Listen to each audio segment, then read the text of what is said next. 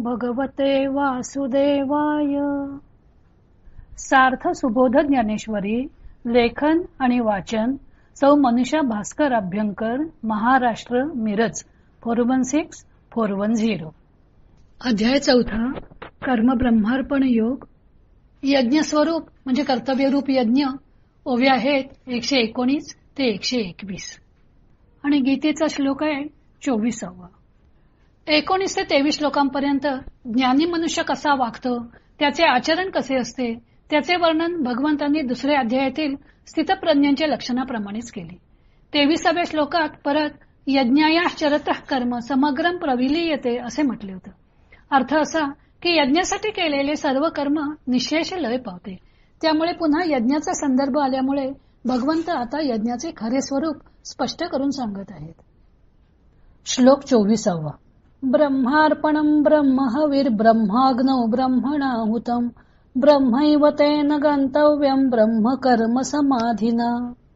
ब्रह्मरूपी कर्माच्या ठिकाणी ज्याचे लक्ष समाधी आहे म्हणजे ब्रह्मच कर्म आहे अशी समता ज्याची झाली आहे, असा पुरुष जे अर्पण करतो ते ब्रह्म, ज्याची आहुती देतो ते ब्रह्म, ज्या अग्नीत आहुती देतो तो ब्रह्म, तो स्वतः आहुती देणाराही ब्रह्म व तो ज्याप्रत जाणार तेही ब्रह्म, अशी त्याची स्थिती असते. हे जे हवन मी होता का ये यज्ञी हा भोगता, ऐसी या बुद्धीसी नाही भंगता म्हणून या. कारण हे यज्ञरूपी कर्म व ते करणारा मी किंवा या यज्ञामध्ये अमुक हा भोगता अशी बुद्धीची भिन्नता त्याच्या ठिकाणी असत नाही. म्हणून वरच्या ओवीत सांगितल्याप्रमाणे सर्व कर्मे याच्या ठिकाणी लय पावतात. जे इष्ट यज्ञ यजावे ते हवीर मंत्रादी आघावे, तो देखत असे अविनाश भावे आत्मबुद्धी. जे जे इष्टयज्ञ करतो त्यातील होमद्रव्ये मंत्र इत्यादी सर्व तो आत्म्याच्या ठिकाणी स्थिर बुद्धी असलेला पुरुष अविनाश बुद्धीने ती ब्रह्मच आहेत अशा बुद्धीने पाहतो. म्हणून ब्रह्मतेची कर्म ऐसे बोधा आले जया सम, तया कर्तव्य ते नैष्कर्म्य धनुर्धर. म्हणून कर्म ब्रह्मच आहे असे साम्य ज्याच्या प्रतीतीला आले, त्याने कर्तव्य कर्म जरी केले तरी अर्जुना ते नैष्कर्म्यच होय. 19 ते 23 या 5 श्लोकात श्रीकृष्णांनी ज्ञानी मनुष्याची लक्षणे सांगितली. त्या निमित्ताने कर्म कशा प्रकारे केले असता त्याचे बंधकत्व नाहीसे होऊन ते अकर्म ठरते त्याचा विचार केला. 22व्या श्लोकात द्वंद्वातीत व समबुद्धीचे वर्णन केलेले होते. असा हा समबुद्धीचा मनुष्य कर्म ब्रह्मार्पण बुद्धीने यज्ञ स्वरूप मानून कसे करतो ते सांगितलेले आहे. समबुद्धीचा मनुष्य जे जे कर्म करतो ते सर्व यज्ञ स्वरूपच कसे मानतो ते या श्लोकात सांगितलेले आहे. सर्वत्र अविनाशी ब्रह्मतत्व अंतर्बाह्य भरलेले आहे असा त्या स्थितप्रज्ञाचा अनुभव असतो. त्यामुळे तो जे जे कर्म करेल त्यातील प्रत्येक गोष्टीत परमात्म तत्व भरलेले आहे याचे त्याला कधी विस्मरण होत नाही. त्यामुळे त्याचे प्रत्येक कर्म हे ज्ञानमयच होत असते. हा कर्मयोगी कोणतेही कर्म स्वतःच्या लाभाकरता करत नाही, केवळ ईश्वरार्पण बुद्धीने करत असतो. कर्मयोग्याचे ते कर्म यज्ञ स्वरूप मानल्यास तो स्वतः यज्ञ करता यजमान व स्वतःला ब्रह्मस्वरूप मानतो. तसेच त्या यज्ञातील यज्ञीय देवता, त्यात अर्पण करावयाचे द्रव्य, यज्ञीय अग्नी हे सर्व काही तो ब्रह्मस्वरूप मानतो. अशी त्याची वृत्ती ब्रह्ममय होते, तो ब्रह्मपदीच जातो. थोडक्यात कर्मयोग्याला सुद्धा ब्रह्मप्राप्ती होते. जसं करंदीकरांनी या श्लोकाचा एक श्लोकी गीता म्हणून गौरव केलेला आहे.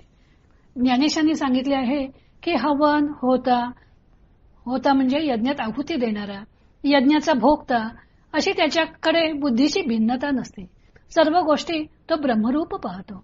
कर्मही ब्रह्मरूप, करणाराही ब्रह्मरूप अशा साम्य बुद्धीने केलेले कर्म हे नैष्कर्म्यच ठरते.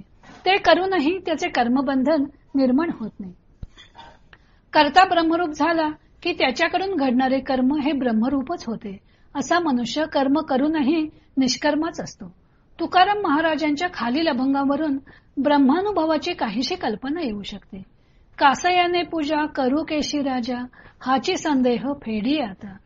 उदके न्हाणू तरी स्वरूप ते तुझे, तेथे काय माझे वेचे देवा.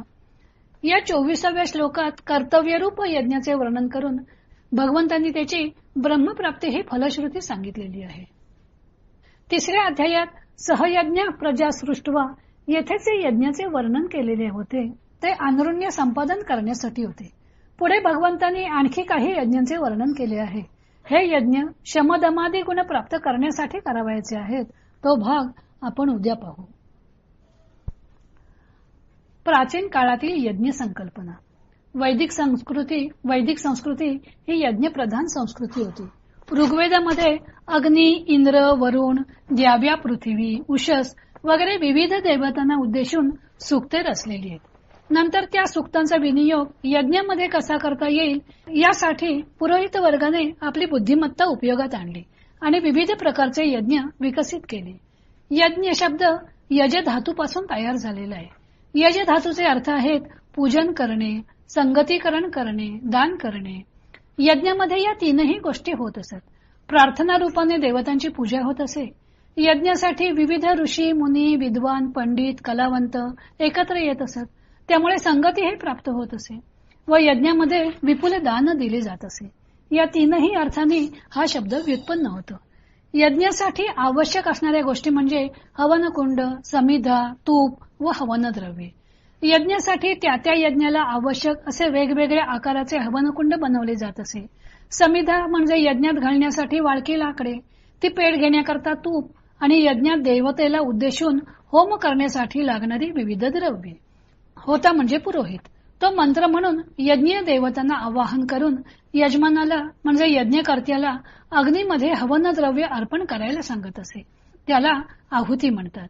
अग्नीमध्ये देवतेला उद्देशून दिलेली आहुती अग्नी ती त्या देवतेपर्यंत पोहोचवतो अशी कल्पना होती. या यज्ञनिमित्ताने अन्न शिजवले जात असे. यज्ञ झाला की सर्वांना भोजन, पुरोहितांना दक्षिणा देऊन नंतर पुन्हा यज्ञ समाप्तीचे अवभृत स्नान करून जे अन्न उरेल ते अन्न यजमानासह कुटुंबाने प्रसाद म्हणून ग्रहण करायचे असे. यालाच पुरोडाश म्हणजे यज्ञ प्रसाद असं म्हणतात. यज्ञ काळामध्ये सकाळी होम हवन झाले की दुपारच्या वेळी विद्वान पंडितांची शास्त्रचर्चा, इतिहास कथन, कलावंतांचे आविष्कार असे विविध कार्यक्रम सादर केले जात असत. हे यज्ञ लहान, मोठे, सुलभ, जटिल असे विविध प्रकारचे असत आणि विविध प्रकारच्या फलप्राप्तीसाठी केले जात असत. स्वर्ग कामो यजेत, स्वर्ग प्राप्ती करून घेणे हा यज्ञ करण्यामागील प्रमुख उद्देश असे. सामान्य मनुष्यापासून ते राजे लोकांपर्यंत सर्वजण आपापल्या ऐपतीप्रमाणे यज्ञ करत असत. अश्वमेध, राजसूय, विश्वजित असे यज्ञ राजे लोक करत असत. आता या यज्ञ संस्कृतीचा केवळ सांगाडा उरलेला आहे. भगवान श्रीकृष्णांच्या काळामध्ये यज्ञ संस्कृतीचे फार स्तोम माजलेले होते. त्यामुळे त्यांना भगवद्गीतेत यज्ञ चर्चा टाळता आलेली नाही, कारण ते जीवनाचे एक प्रधान अंग होतं.